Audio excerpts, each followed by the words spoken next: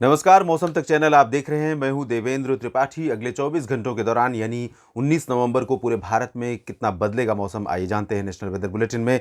इस समय आप देख सकते हैं उत्तर भारत के भागों की तरफ इस डब्ल्यूडी का इम्पैक्ट बढ़ता हुआ नजर आ रहा है और पर्वतीय इलाकों पर कई जगहों पर बारिश होने की संभावनाएं बन सकती हैं आज भी और कल भी। लेकिन मैदानी इलाकों में ज़्यादा इम्पैक्ट नहीं रहेगा। Light clouds, medium clouds, high clouds यहाँ पहुँचेंगे।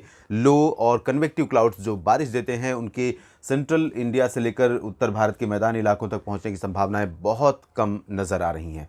दक्षिण भारत के क्षेत्रों की बात करें तो लो प्रेशर सिस्टम काफ़ी आगे मूव कर चुका है और इंटेंसिफाई होकर ये धीरे धीरे वेलमार्क बनने की प्रक्रिया में है और अनुमान यह है कि डिप्रेशन यानी कि और कम प्रेशर हो जाएगा यहाँ पर, जिसकी वजह से मॉइस्चर का ऊपर इवेपोरेशन होना यानी कि वाष्पीकरण होना बहुत तेज़ी में जारी रहेगा और इसकी वजह से यहाँ क्लाउड फॉर्मेशन यानी बादल बनने की जो प्रक्रिया है वो और तेज़ हो जाएगी। और जाहिर है कि जब बादल बनेंगे तो जिस तरफ सिस्टम का मूवमेंट है, जिस तरफ हवा का प्रेशर है, उधर ये सिस्टम आगे बढ़ेगा। तो यहाँ पर जब बढ़ेगा तो जाहिर है कि भारत के जो ज़मीनी हिस्से हैं इन भागों पर मौसम प्रभावित हो सकता है। तो ये मौसमी सिस्टम है और इन मौसमी सिस्टमों का असर अगले 24 घंटों के दौरान यानी 19 नवंबर को भारत के मौसम पर किस तरह पड़ेगा, आइए समझते हैं। अभी इस मैप को देखें तो भारत के ज़्यादातर इलाकों पर जिस तरह से ये मैप साफ साफ नज़र आ रहा है सफ़ेद, उसी तरह से क्लियर वेदर भी रहेगा। वजह यह है कि जो डब्ल्यूडी आ रहा है उसका ट्रैक थोड़ा सा ऊपर की तरफ से, हायर एल्टीट्यूड से होकर गुजर रहा है और जो लो प्रेशर सिस्टम है वो बहुत धीरे धीरे आगे बढ़ रहा है।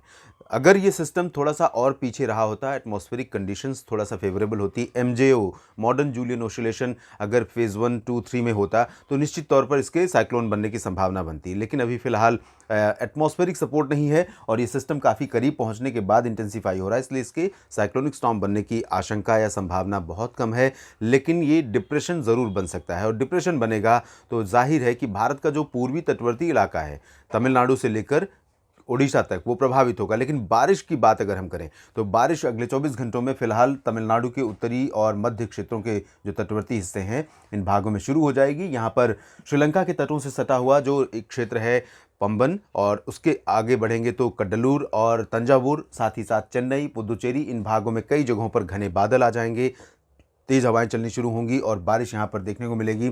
साथ ही नेल्लोर और आसपास के इलाकों में दक्षिणी आंध्र प्रदेश के भागों पर भी बारिश होने की संभावनाएं बन जाएंगी। लेकिन अगर हम बात करें बादलों की तो प्रकाशम तक बादल दिखाई देंगे और ये जो अनंतपुर समेत जो रायलसीमा का हिस्सा है इन भागों पर भी बादल दिखाई देंगे और बादल यहाँ पर तमिलनाडु में मदुरई और कोयम्बटूर तक पहुँच जाएंगे। लेकिन बारिश इन भागों में इंटीरियर पोर्शन में आज कल नहीं, 19 नवंबर को नहीं, 20 नवंबर को पहुँचेगी। केरल और कर्नाटक, तेलंगाना, गोवा और साथ ही साथ छत्तीसगढ़, उड़ीसा, मध्य प्रदेश, महाराष्ट्र, गुजरात, इन भागों में क्लियर और ड्राई वेदर रहेगा।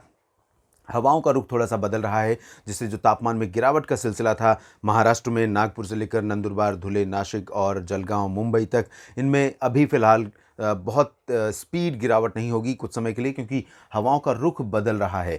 तो इस वजह से तापमान में गिरावट नहीं होगी, लेकिन जिस तरह से प्लेजेंटली कूल मौसम बना हुआ है महाराष्ट्र में वैसा बना रहेगा मध्य प्रदेश के तमाम शहरों में, खासतौर पर ग्वालियर से लेकर गुना और भोपाल, विदिशा, उज्जैन, इंदौर, धार, रतलाम, मंदसौर, खरगोन, नीमच, आगर मालवा, शाजापुर, अलीराजपुर, इन भागों में कई जगहों पर तापमान में बड़ी गिरावट हो सकती है अभी भी, क्योंकि यहाँ पर सीधी हवाएं पहुँचेंगी और जब सीधी हवाएं उत्तर दिशा से पहुँचेंगी तो तापमान में गिरावट के साथ यहाँ पर कोल्ड फैक्टर जो है, चिलिंग फैक्टर, वो बढ़ जाएगा सुबह और रात के समय। गुजरात में भी तापमान में गिरावट हो सकती है।